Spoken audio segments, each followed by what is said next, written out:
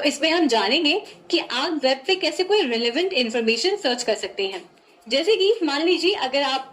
किसी beauty tip के बारे में सर्च कर रहे हैं, ठीक है, तो जब आप उसके बारे में सर्च करते हैं तो आपने देखा होगा कि उससे मिलता जुलता ही कुछ इन्फॉर्मेशन आपके सामने नजर आता है। क्या कभी ऐसा हुआ है कि आपने ब्यूटी टिप के बारे में सर्च किया हो और कुछ नॉन मतलब कुछ इररिलेवेंट इंफॉर्मेशन आपके सामने रिजल्ट में आ गई हो? जैसे आपने ब्यूटी टिप के बारे में सर्च किया और रिजल्ट में आपको कुछ बाइक्स की इमेजेस आ रही हैं, बाइक्स के बारे में बात हो रही है, ऐसा रिजल्ट आ रहा है। ऐसा कभी नहीं होता, राइट? तो ये इसलिए नहीं होता क्योंकि हमारा जो वेब ब्राउजर होता है, जो हमारा इंटरनेट का पूरा जो इंफ्रास्ट्रक्चर है, वो एक सर्च इंजन टूल का इस्तेमाल करता है। एक सर्च इंजन टूल के इस्तेमाल करने से हमारा जो इंटरनेट है, जो हमारा ब्राउजर है, वो हमें रेलेवेंट इंफॉर्मेशन सर्च रिजल्ट में देता है। तो आइए थोड़ा सा और विस्तार में, थोड़ा सा और अच्छे से समझते हैं कि ये सर्च इंजन आखिर होता क्या है और कैसे काम करता है। तो जैसे ही हमने बात की सर्च इंजन के बारे में, तो सर्च इंजन एक ऐसा टूल है जो आपके लिए रेलेवेंट इंफॉर्मेशन इंटरनेट पे से खोज कर आपके सामने प्रेजेंट करता है। जैसे कि हमने इससे पहले बात की, हम ब्यूटी टिप के बारे में सर्च कर रहे थे तो उससे रेलेवेंट इंफॉर्मेशन ही हमें रिजल्ट में दिखाई दे। ये रेलेवेंट इंफॉर्मेशन इंटरनेट पे से खोज कर आपके सामने प्रेजेंट करता है। जैसे कि हमने इससे पहले बात की, हम ब्यूटी टिप के बारे में सर्च कर रहे थे तो उससे रेलेवेंट इंफॉर्मेशन ही हमें रिजल्ट में दिखाई देती है। तो एग्जैक्टली वही काम सर्च इंजन टूल आपके लिए हमेशा करता है जब भी आप वेब पे कुछ सर्च करते हैं। तो सर्च इंजन टूल बेसिकली आपके लिए हर उस रेलेवेंट इंफॉर्मेशन को इकट्ठा करता है और आपके सामने एज ए रिजल्ट पेश करता है। तो आइए कुछ जानते हैं इसके फीचर्स के बारे में कि इसकी खूबियां क्या है, इसकी खासियत क्या है और ये कैसे काम करता है। वेब क्रॉलर एक तरह का कंप्यूटर प्रोग्राम होता है जो इंटरनेट पे वेबसाइट्स को ढूंढने के लिए काम करता है, जैसे गूगल या बिंग। वेब क्रॉलर को एक तरीके से आप डिटेक्टिव समझ सकते हैं, जो इंटरनेट की हर एक कोने को एक्सप्लोर करता है, हर पेजेस को, हर वेबसाइट्स को विजिट करता है और देखता है कि उन पर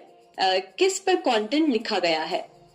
फिर जो इम्पोर्टेंट चीजें मिलती हैं उनको नोट करता है। ये इम्पोर्टेंट चीजें कुछ भी हो सकती हैं, ये टेक्स्ट हो सकती हैं, इमेजेस हो सकती हैं या फिर कोई लिंक हो सकती हैं। उसके बाद जो इंफॉर्मेशन इस वेब क्रॉलर को मिलती है उसको ये एक ह्यूज बुक में नोट करता है, जिसे हम सर्च इंजन कहते हैं। जब आप गूगल में कुछ भी सर्च करते हैं तो वो बुक से जो भी रेलेवेंट पेजेस है वो निकाल कर आपके सामने शो करता है, इंडेक्सिंग। तो अगर हम सर्च इंजन टूल की बात कर रहे हैं तो आप ये समझिए कि एक सर्च इंजन टूल रेगुलरली हर एक वेब पेजेस को क्रॉल करता है और उनमें जो टेक्स्ट या वर्ड्स या जो भी इंफॉर्मेशन दी गई है उन्हें इंडेक्स करता है। इस प्रोसेस के जरिए वो समझता है कि किन टॉपिक्स पर कौन से वेब पेजेस अवेलेबल है, जो कि वो समय आने पर आपको एज ए रिजल्ट आपको दिखा सकता है। दूसरा है कि सर्च इंजन टूल एल्गोरिदम्स के हिसाब से काम करता है, यानी कि जब आप कुछ वेब पे सर्च करते हैं तो सर्च इंजन टूल देखता है कि आपने जो भी सर्च किया है उसके अकॉर्डिंग कौन से रेलेवेंट वेब पेजेस है उसी को वो दिखाता है, और जो रेलेवेंट नहीं है उन्हें शोकेस नहीं करता है एज ए रिजल्ट। तो ये एक बहुत ही बेसिक एल्गोरिदम है जो हर एक सर्च इंजन टूल फॉलो करता है। फिर आप जब वेब ब्राउजर पे कुछ भी टाइप करते हैं तो सर्च इंजन टूल के लिए वो एक क्वेरी बन जाती है और वो क्वेरी के हिसाब से आपको रेलेवेंट इंफॉर्मेशन या यूं कहें कि रेलेवेंट वेब पेजेस आपके सामने खोलकर दिखाता है, और इसके लिए वो अपने एल्गोरिदम्स का इस्तेमाल करता है। फिर जैसे जो भी आपने सर्च किया वो रैंकिंग के बेसिस पे होता है, यानी कि जो सर्च इंजन टूल का एल्गोरिदम है वो रैंकिंग के हिसाब से वेब पेजेस को दिखाता है, यानी कि जो सबसे ऊपर के वेब पेजेस होंगे वो हाईली रैंक होंगे, और सर्च इंजन टूल ये समझता है कि जो सबसे ऊपर वेब पेजेस है वो आपकी क्वेरी के हिसाब से सबसे ज्यादा मैच कर रहे हैं, तो वो सबसे ऊपर दिखाता है। और फिर जैसे जैसे आप नीचे जाते हैं वैसे वैसे थोड़ी सी कम रेलेवेंट वेब पेजेस आपको नजर आते हैं।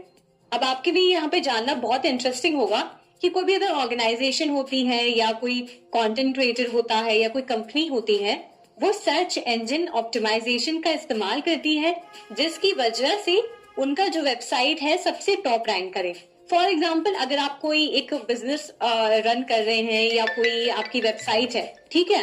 तो आप सर्च इंजन ऑप्टिमाइजेशन के हिसाब से अपनी वेबसाइट को कस्टमाइज करते हैं। फॉर एग्जाम्पल, जो भी कंटेंट क्रिएटर्स या जो भी कंपनीज या फिर जो भी बॉडीज हैं जो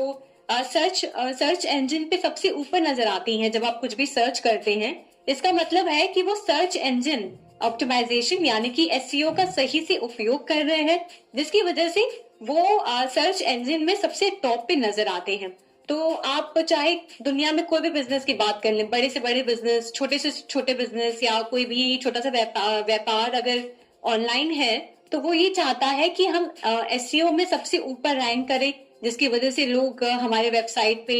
ज्यादातर आए और हमारे वेबसाइट पे हमारे प्रोडक्ट्स को एक्सप्लोर करें, हमारे प्रोडक्ट से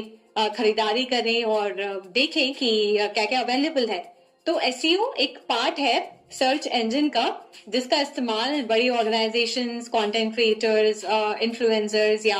बिग पर्सनालिटीज करते हैं अपनी वेबसाइट को और ऑप्टिमाइज करने के लिए। और यही आपको एक बात जान के बहुत हैरानी होगी कि कुछ सर्च इंजन रिजल्ट्स जो दिखाता है वो कई सारे स्पॉन्सर्ड या पेड भी होते हैं, यानी कि जो कंपनीज या कंटेंट क्रिएटर्स जो ऑनलाइन अपनी प्रेजेंस को बढ़ाना चाहते हैं और चाहते हैं कि उनका वेबसाइट सबसे ऊपर रैंक करे, उसके लिए कुछ प्रमोशन भी वो करते हैं और उसके लिए वो मतलब एक तरह से एक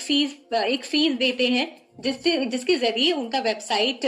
टॉप रैंक करता है। और सिर्फ यही नहीं, एक सर्च इंजन टूल सिर्फ अपने एल्गोरिदम्स के हिसाब से आपको रिजल्ट्स नहीं दिखाता है, बल्कि वो आपके बिहेवियर के हिसाब से भी आपको रिजल्ट्स दिखाता है। यानी कि किस तरह का कंटेंट आप ज्यादा कंज्यूम करते हैं या किन वेबसाइट पर आप ज्यादा विजिट कर रहे हैं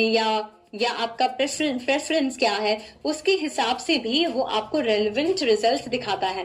तो ये हमने जाना कि कैसे सर्च इंजन टूल हमारी मदद करता है कि हम इंटरनेट पे रेलेवेंट इंफॉर्मेशन सर्च कर पाए और हम जो भी सर्च कर रहे हैं उससे मैक्सिमम हमें जो है इंफॉर्मेशन मिल पाए। तो ये एक बहुत ही यूजफुल टूल है और दुनिया जहां में जो भी आप सर्च करते हैं, जो भी आप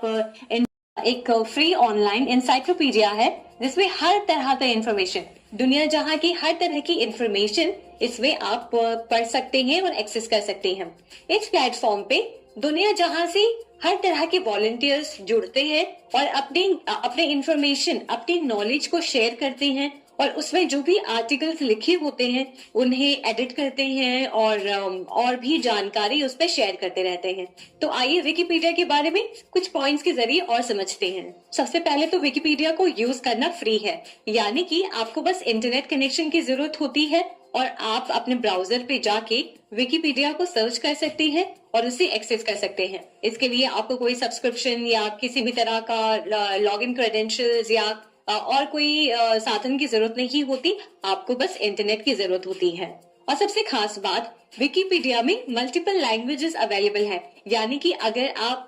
कोई इंफॉर्मेशन बंगाली में पढ़ना चाहते हैं तो वो इंफॉर्मेशन आप विकिपीडिया में बंगाली में पढ़ सकते हैं और भी अन्य लैंग्वेजेस उसमें अवेलेबल है। और ये बात आपको थोड़ी सी इम्प्रेस भी करेगी कि विकिपीडिया में जो भी इंफॉर्मेशन आप देखते हैं वो अनबायस्ड होता है, उसमें कोई ओपिनियन नहीं होता है। यानी कि समझिए, अगर किसी